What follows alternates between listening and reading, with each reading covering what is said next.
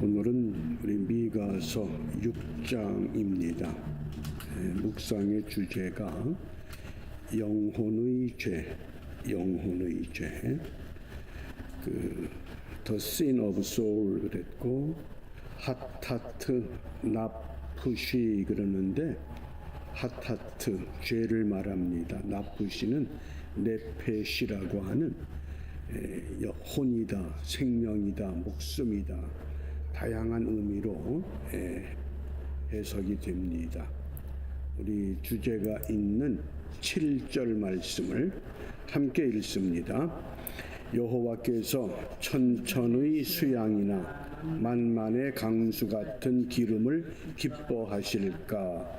내 허물을 위하여 내 맏아들을 내 영혼의 죄를 인하여 내 몸의 열매를 드릴까? 아멘.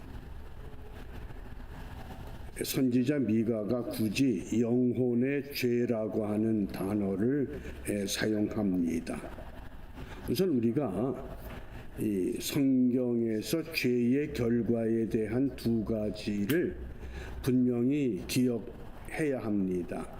그 첫 번째가 죄의 결과의 첫 번째는 죽음입니다. 이 죽음이라고 하는 것은 우리가 육체로 이 세상을 살아가는데 육체의 삶이 끝난다고 하는 것. 로마서 6장 23절입니다. 죄의 삭은 사망이요 하나님의 은사는 그리스도 예수 우리 주 안에 있는 영생이니라. 죄의 결과로 인해서 우리가 죽음을 맞이하게 됩니다. 그 다음에 두 번째 죄에 대한 결과가 마태복음 25장 46절입니다. 저희는 영벌에 의인들은 영생에 들어가리라. 반드시 죽음이 끝이 아니라 죽음 후에 하나님의 의로운 심판이 있다고 하셨습니다. 그 심판을 통해서 영생의 삶을 누리기도 하고 영벌의 삶을 누리기도 합니다. 그러니까 간단하게 쉽게 설명하면 육체의 죄에 대한 결과는 죽음이고 영혼의 죄에 대한 결과는 영생이냐 영벌이냐 이렇게 이해하면 되겠습니다. 그러면 선지자 미가가 왜 하나님의 백성들에게 이 영혼의 죄를 말씀하는가? 미가서가 6장 1절에 이렇게 시작합니다. 너희는 여호와의 말씀을 들을지어다. 우리가 성경에서 하나님의 말씀 그럴 때 말씀이라고 하는 중요한 단어가 다바르입니다. 다바르. 그런데 6장 1절에서 이때 말씀은 다바르가 아니라 아마르라는 단어를 사용합니다. 이게 매우 중요한 의미를 갖습니다. 다바르라고 하는 것은 하나님의 모든 것들이 다 말씀인데 아마르 할 때는 지금 하시는 말씀을 들으라는 겁니다. 지금 미가 선지자가 이 여호와의 말씀을 전할 때 그때 상황은 어떤 상황입니까? 너희들이 이런 삶을 이런 신앙생활을 계속하면 반드시 망하게 된다. 하나님이 경고하시는 말씀 그게 아마르입니다. 너희는 여호와의 아마르를 들을지어다. 내게 이르시기를 너는 일어나서 산 앞에서 쟁변하여 작은 산으로 내 목소리를 듣게 하라. 우리 쟁변이라고 그랬지만은 다른 성경에서는 변론 그랬습니다. 그래서 미가서 6장 1절과 2절에 보면 변론이라는 단어가 반복되는데 변론에 대한 단어도 두 가지로 사용합니다. 2절입니다. 너희 산들과 땅의 견고한 지대들아 너희는 여호와의 쟁변을 들으라. 쟁변 그랬지만은 변론입니다. 너희는 여호와의 변론을 들으라. 여호와께서 자기 백성과 쟁변하시며 변론하시며 이스라엘과 변론하실 것이다. 그래서 이 변론이란 히브리 단어가 두 가지입니다. 리이브 또 하나는 야카흐 그렇습니다. 리이브와 야카흐. 리이브는 뭐냐? 옳고 그른 것을 확인하는 게 리이브입니다. 이제 하나님의 백성들에게 너희가 이 상태로 지속하면 망할 것인데 왜 망하는지를 리이브, 옳고 그른 것을 확인해 주시겠다는 겁니다. 그런데 그래도 듣지 않으면 이스라엘과 변론하실 것이다. 야카흐, 이때는 꾸짖고 징계하는 변론입니다. 하나님은 우리가 이 땅에서 하나님의 백성으로 살아갈 때 하나님의 백성답지 못한 모습이 드러날 때 있습니다. 그러면 그때마다 보혜사 성령이 우리를 변론하시는 것, 그게 리브입니다. 계속 변론해 주시는데 마지막 심판 자리에 가서는 더 이상 변론할 수가 없습니다. 그때는 약하그라는 겁니다. 심판한다, 꾸짖습니다, 징계한다, 그 뜻입니다. 그러니까 다바르와 아마르, 리브와 이 야카흐, 이 두 단어를 사용하면서 선지자 미가가 하나님의 백성들을 지금 깨우치는 겁니다. 왜 이렇게 깨우치십니까? 그것이 근거가 4절입니다. 우리 4절 말씀을 함께 읽습니다. 내가 너를 애굽 땅에서 인도하여 내어 종로로 타는 집에서 속량하였고 모세와 아론과 미리암을 보내어 네 앞에 행하게 하였었느니라. 아멘.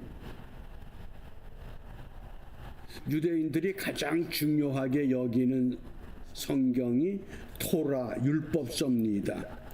율법서에서 가장 중요한 메시지가 뭡니까? 그게 출애굽기입니다. 출애굽기를 주도하신 하나님은 어떤 하나님이냐? 그 하나님이 창세기의 하나님이십니다. 창조하셨고 족장들을 세우셨던 하나님. 그래서 이 출애굽기의 내용을 핵심적으로 두 가지 단어로 지금 선지자 미가가 설명합니다. 내가 너를 애굽 땅에서 무엇하여? 인도하여, 인도라는 단어. 그 다음에 종로로 타는 집에서 무엇하였고? 속량하였고. 인도와 속량, 이것이 출애굽기의 핵심적인 내용입니다. 우리가 구원받았다.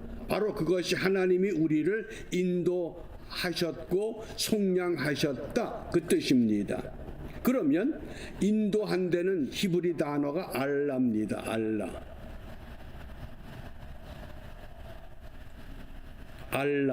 근데 이 알라라고 하는 이 단어의 뜻이 올라간다, 그런 뜻입니다. 올라간다. 우리가 번제가 올라라 그러죠. 그 명사가 된 겁니다. 동사는 알라입니다. 올라간다. 그런데 올라간다는 의미가 뭡니까? 애굽에서 어디로 올라갑니까? 약속의 땅 가나안으로 올라가는 것, 그것이 알라입니다.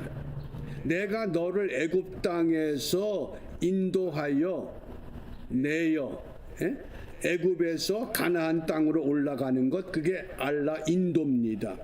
그 다음 두 번째, 종로로 타는 집에서, 종에서 무엇으로 올라가게 하셨습니까? 신분이 상승됐습니다. 여호와 하나님을 통해서 자유자로, 종이 자유인이 되는 것, 그것이 인도하는 알라의 의미입니다. 또 이 알라라고 하는 인도한다고 하는 것은 죄에서 생명으로 옮겨지는 것도 알라입니다. 또 오늘 우리 이 시대를 살아가는 우리들은 이 세상에서 저 영원한 하나님 나라로 들어가는 것, 그것도 인도 알라입니다.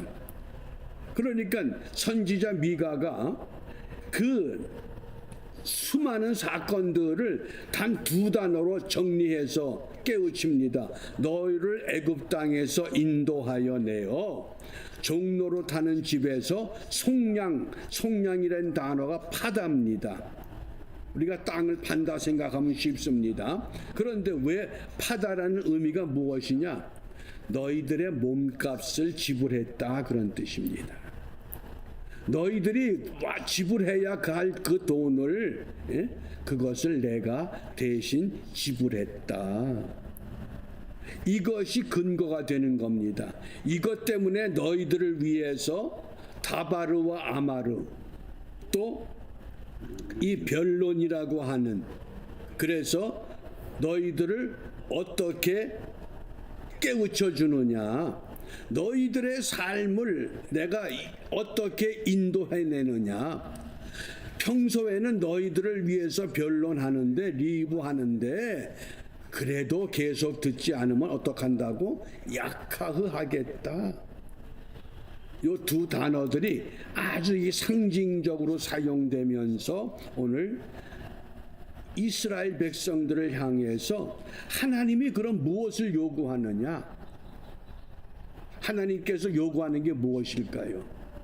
그것은 과거 이스라엘 백성이나 이 시대를 살아가는 우리들 모두에게 똑같이 적용이 됩니다. 그것을 8절 말씀에서 이렇게 정의합니다. 사람아, 주께서 선한 것이 무엇임을 내게 보이셨나니 여호와께서 내게 구하시는 것.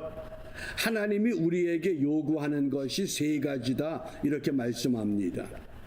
과거 이스라엘 백성들, 그들을 애굽에서 가나안 땅으로 인도해 내었거나 오늘 이 시대에 예수 그리스도를 믿음으로 죄 가운데서 구원받게 하신 모든 성도들에게 하나님이 구하는 것이 무엇이냐? 첫째, 오직 공의를 행하며, 공의를 행한다. 공의가 뭡니까?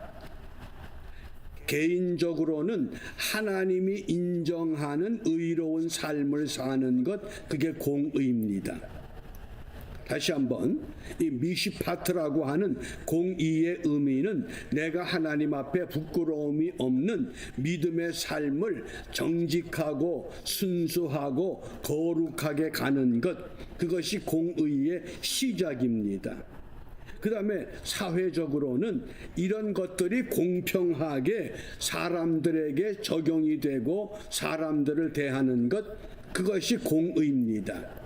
모든 사람들을 똑같이 대하려는 겁니다. 그 다음에 두 번째, 인자를 사랑하며, 이때 인자라고 하는 그 단어가 헤세드입니다. 굉장히 다양한 의미로 성경에서 사용되지만은 인자는 뭡니까? 한마디로 말하면 하나님의 속성입니다. 그래서 그 하나님의 속성은 인자, 헤세드라고 하는 것은 사람을 사랑하는 것으로 증거가 됩니다. 그런데 죄를 지은 사람이 사람입니까? 짐승입니까?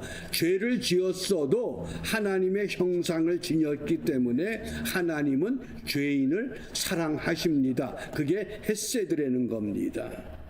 그래서 하나님의 속성인 이 인자, 긍휼, 이것은 가장 기본적인 하나님의 언약의 원리가 되는 겁니다. 그렇기 때문에 많은 계명들이 있지만은 첫째는 하나님 사랑이요, 둘째는 이웃을 내 몸같이 사랑하라. 그것이 헤세드의 핵심 요소입니다. 그러니까 사랑하는 것. 그 다음에 세 번째, 겸손히 내 하나님과 함께 행하는 것. 겸손히 하나님과 동행하는 것. 그러니까 무너지는 그 위기 가운데 있는 이스라엘 백성들에게 과거 출애굽의 사건을 들먹이면서 너희들을 인도해냈고 너희들을 속량했다. 그러면 너희들이 이제 무엇을 해야 되느냐? 하나님이 너희들에게 요구하는 것이 무엇이냐? 공의를 행하고 인자를 사랑하고 겸손히 하나님과 동행하라. 그래서 동행한다고 하는 이 할라크라고 하는 이 단어, 나란히 걷는다 그런 뜻입니다. 그런데 나란히 걷는데 그냥 걷는 것이 아니라 서로 대화한다. 거기에 대화라고 하는 그 대화가 오늘 우리에게 하나님을 향한 기도가 되기도 하고 찬송이 되기도 하는 겁니다. 그러므로 이러한 말씀을 통해서 오늘 우리가 무엇을 기도하느냐? 오늘 6장 9절에 보면 여호와께서 성읍을 향하여 외쳐 부르시나니 완전한 지혜는 주의 이름을 경외함이니라. 완전한 지혜, 그것은 하나님의 이름을 경외하는 것이다. 그러므로 오늘 우리 기도 제목이 주의 이름을 위하여 삽시다. 우리 한 사람 한 사람이 내가 있는 그 자리에서 주의 이름을 위해서 살고자 하는 이 결단이 흔들림이 없을 때, 그렇기 때문에 사도 바울은 살아도 주를 위하여 죽어도 주를 위하여, 오직 이거 하나뿐입니다. 무엇을 위해 사느냐? 우리가 살아도 주를 위해서 죽어도 주를 위해서. 무엇 때문에? 공의를 또 인자를 겸손히 하나님과 동행하기 위한 이 믿음의 결단, 이것이 오늘도 우리 마음에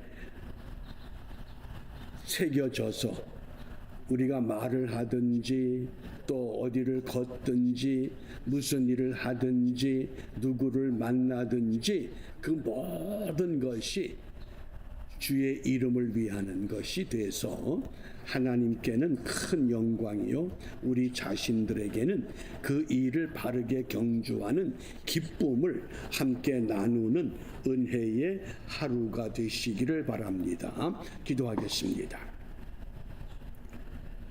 은혜로우신 아버지 하나님, 하나님의 백성들이 그릇된 길에서 방황할지라도 그들을 포기하지 아니하시고 그들과 변론하시며 그들에게 말씀하시며 너희들이 가야 할 길이 어디인가를 깨우쳐 알게 하셨던 것처럼 오늘날도 하나님의 사람들을 통해 그 기록된 하나님의 말씀을 통해 우리가 가야 할 방향, 우리가 해야 할 일을 듣게 하시고 전하게 하시고 알게 하심을 감사합니다. 비옵나니 주를 위해서 살고자 결단합니다. 사람의 힘으로 감당기 어려운 것 약속하신 하나님의 성령으로 저희들을 붙드시고 채워주셔서 오직 주를 위해서 살아도 주를 위하고 죽어도 주를 위해서 사는 믿음의 발자취들이 이 땅에 계속 번성하게 하시고 부흥케 하셔서 하나님의 새로운 땅으로 회복되는 기쁨과 즐거움이 온 땅에 채워지는 은혜를 함께 누리도록 인도하여 주시옵소서. 예수님 이름으로 기도합니다. 아멘.